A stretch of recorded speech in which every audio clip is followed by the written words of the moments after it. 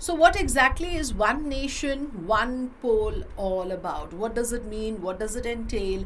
What are the questions being raised around it? Let's quickly take you through all of it. So, one nation, one poll is about syncing the assembly elections with the Lok Sabha elections. In fact, the proposal that is being made now by the COVID committee is that two-phase elections would be held. One, as this plate is showing you, Lok Sabha and state assembly elections simultaneously, and two is local body, municipal, panchayat elections. All of them will be clubbed together within 100 days of Lok Sabha elections. So these are the two stages of elections that are being recommended, and what it will do, of course, is club together assembly elections, state elections with the union elections, the elections for the union parliament. So the questions around it primarily are what happens when the government falls. If you have a situation where a government is just elected and then for some reason, if there's a coalition and the government falls, are you going to have that state, that government in a state of limbo for the next 4 years or whatever months left of it? Frequent elections, many believe, keep politicians on their toes because they know there's an election coming up. They have to perform, they have to keep their promises. So many say that that's a good thing. The other question that is also now coming up is why can't you have the Lok Sabha elections at one time and all the state elections together? Can it be one nation, two elections? So these are some of the big questions coming out. The primary thing here, of course, is does the BJP have the numbers? 362 is what they need to have this proposal cleared by Parliament. As of now, 271 MPs support it. They have openly come out and supported it, but that is not enough. You need 362. That number is still far away. Politically, opinion is divided. Congress believes that this goes against diversity and the federal spirit of the country. It is not practical. In fact, the Congress is calling it a diversionary tactic, given that it is not going to go through Parliament in a hurry. It's just being used to create some sort of a narrative about oneness, which they say is against the spirit of the country. And also they put this argument that it will not be accepted largely across the country. While the government says that there is wide acceptability, that 80% people have given positive responses, and that the youth are particularly in favor of it. So on principle, many experts do say that one nation, one poll is a good idea, but they also add the caveat that there should be a long process of consultation, consensus building, as it were. You can't just bulldoze through it. Despite the obvious benefits, there are many issues to consider from democratic and constitutional perspectives. There are issues like, for example, conducting elections simultaneously to the Lok Sabha and the state assemblies would result in national issues kind of overshadowing regional concerns and state-specific issues. In principle, the proposal has been cleared by the cabinet, but like I said, it has to go through the parliament and it has to get ratified by parliament, and constitutional amendments have to be made. So it's a long-drawn process that is still ahead. The near constant election cycle that we all go through, it does place a great burden on the exchequer. So the cost factor is being spoken about a lot.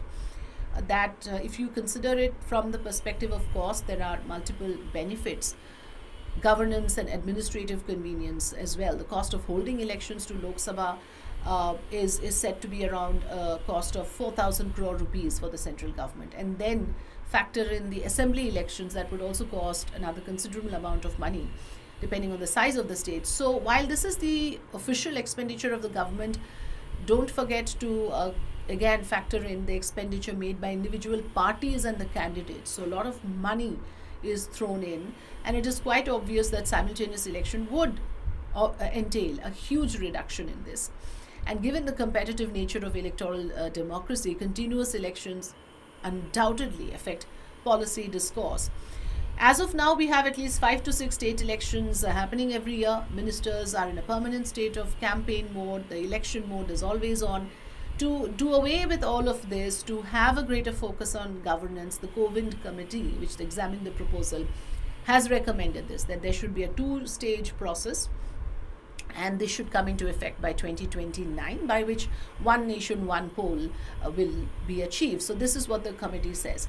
It will reduce disruptions at work, and the new schedule would ensure better productivity, and development work would be smoother without the repeated imposition of the model code of conduct. Remember, that becomes a major disruption when it is imposed in any election-bound state.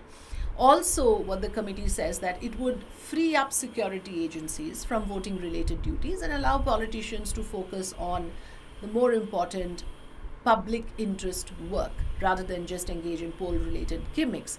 So these are some of the positives that are cited. Despite the obvious benefits, there are many other issues to be considered. Again, like I said, from the democratic and constitutional perspective, the biggest question would be whether simultaneous elections will impose an artificial unitary character on a federal system. So that point is raised very strongly by the Congress party, that they do not believe in one nation, one anything, one nation, one language, one nation, one religion, one nation, one election is all BJP's thinking, and the country doesn't want that sort of a thing, because we are a country of diverse cultures, and we believe in multiplicity and coexistence of different cultures and different sort of states that exist with their independent and individual concerns must be allowed to coexist and thrive, as it were. The Coven committee engaged with all of these concerns, and they also admit that about 15 political parties are opposed to this move. In fact, the RJD is against it, the DMK is against it, Mamata Banerjee's TMC is also against it.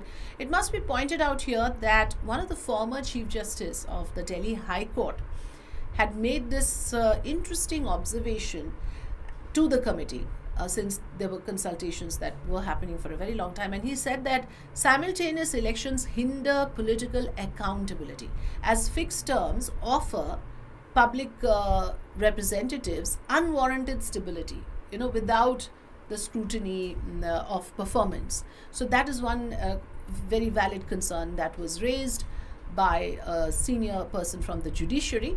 The panel has actually examined all of this. The panel recommended simultaneous polls for Lok Sabha and state assemblies as the first step, followed by, like I said, synchronized local body polls within 100 days. The latter, of course, requires ratification by not less than one half of the state. So, when you go into the issue of local bodies, that is again another sort of legislative action that it will require. There are multiple other issues, but primarily, as I said, that opinion is divided.